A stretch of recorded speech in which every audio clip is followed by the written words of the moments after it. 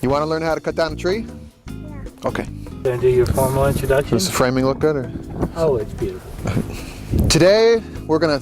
No, all right. Today we're gonna cut down a tree, and we're gonna use a chainsaw to do it. No, it doesn't work. Maybe we should do the opening later. You wanna do the opening, Bubs? Okay. Say to the camera, today we're gonna chop down a tree. Say it, Bubs. Today we're going to chop down a tree Using a chainsaw. using a chainsaw. But first, some safety precautions. But first, some safety precautions. Cool, Eric. Why are you wearing those chaps? Look, why are those chaps? So I don't cut my leg off by accident or bleed all over Bill's lawn here. So. Well, you can't cut his leg off. Right. When you're using a chainsaw is the most dangerous tool you can own without having to have a permit or a license to use this thing. These things they won't cut your leg all the way off, but they'll cut in deep enough that you can bleed to death. There's been a lot of injuries with chainsaws. People go to the store and they buy one and they don't take the time to learn about it, and they don't wear the proper safety equipment. The most important thing I think you need to own is a pair of chainsaw chaps. So they're not always orange, but they're a tough nylon material, and then they have a Kevlar fiber in them. And what happens is if you're cutting and you accidentally get near your leg, the chain will cut into this, and then what looks like a bunch of giant milkweed pod things bursts out and jams the saw and keeps you from cutting your leg. So basically, these things will cause the chainsaw to stall. A while ago, I was kneeling down like this and I was cutting a limb, and the saw dropped down and got near my knee, and I didn't really know how close it was, and all of a sudden a bunch of this white puffy material comes out of the chainsaw chaps and jams the saw, and all of a sudden the saw stalls, and I'm like, oh gee, what's wrong? And I realized that I almost cut into my kneecap here with the chainsaw. So even people like me who think they know what they're doing need to wear stuff like this. It's because I wear chainsaw chaps that I still have a knee here.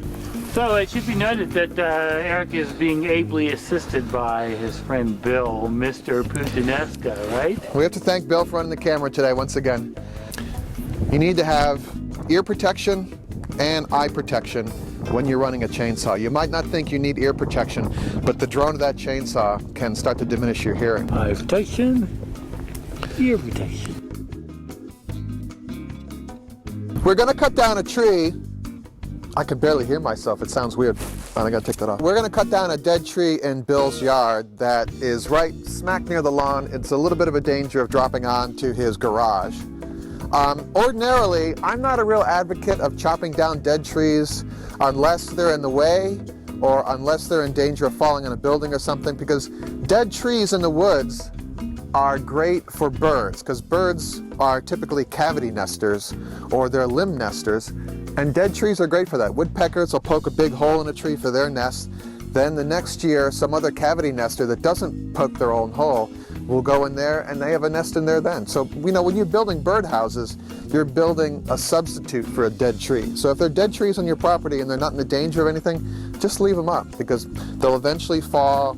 Mushrooms will grow on them, then, crickets will move into them, and all sorts of organisms will break them down. But if it's not bothering anyone, that's not danger of falling and hurting someone or hurting a building, then just leave it up. But this one is dead. All right, modern day chainsaws have some safety features on them that you need to look for. The most important one is a kickback bar here. So basically, when you're chainsawing, sometimes you can hit something in a log and it'll cause the chainsaw to kick back toward you. And what this brake does is it kicks back and your arm hits it like that, and it stops the chainsaw from moving. If you don't have this kickback bar and you're sawing something, it could go kook like this and it'll chop your head. So you want this feature. It's called a kickback bar. So you're chainsawing and then like that, it stops the saw. Okay, so how do you chop down a tree? To drop a tree, you have to look at it and figure out the easiest way is to see look at which way it's leaning. We're going to cut a wedge out of this tree on this side because it's going to drop this way, and then we're going to go to the back of the tree and cut into the back just above that wedge, and that'll create a hinge and the tree will fall. In theory. It will. When you're going to cut down a tree, you need to plan your escape route. You have to, when this thing starts to fall, you don't want to stand next to it. You need to move away from the tree. So the best thing to do is to move at a 45-degree angle away from the tree. You don't want to move straight back behind it because this can kick to the back.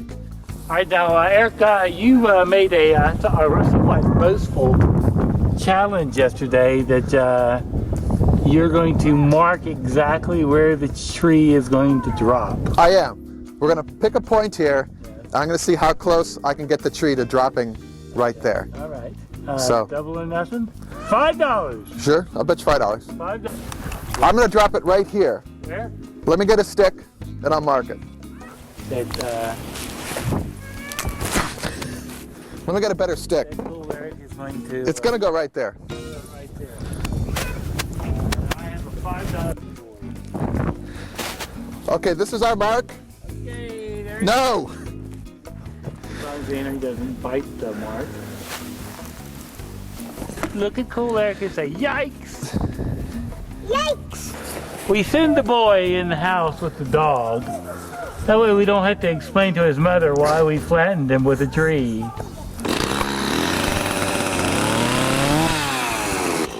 Make sure you've checked the oil, the bar chain oil reservoir, and also the gas. Make sure that you use a chainsaw that has a sharp blade. Take the chainsaw to a tool repair shop or lawnmower repair shop, have the blade sharpened. Don't try and do it yourself. Buy a spare chain. They're really easy to put on, and that way if you dull it out using a really hard wood, you just put a new chain on. Make sure there's no one around, kids are in the house. Wear gloves. Very good. Our work is done. Good job, Eric.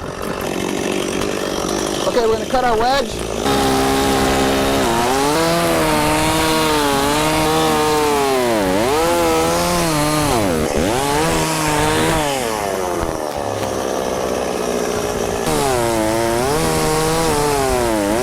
So this is a pretty good wedge cut. It's not perfect, but you can see we have this last bit right here.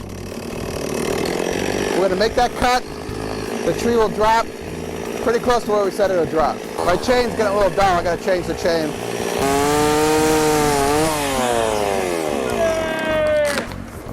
Yeah! Where's the stick? The stick is right there where the tree fell. Oh, I don't think so. Hey, Boots, I need a call on this. You didn't actually hit the stick. Wait a minute. Let's reconstruct the tree here. Okay? Little tree reconstruction. Okay? Good job, Eric. All right, I'm gonna give Eric $5. There we go. Kind of imagine the stick on top of I'll the give tree. you $5. Good work. Your dad's got to pay up. You gotta pay up, Boots. What's this? What is it?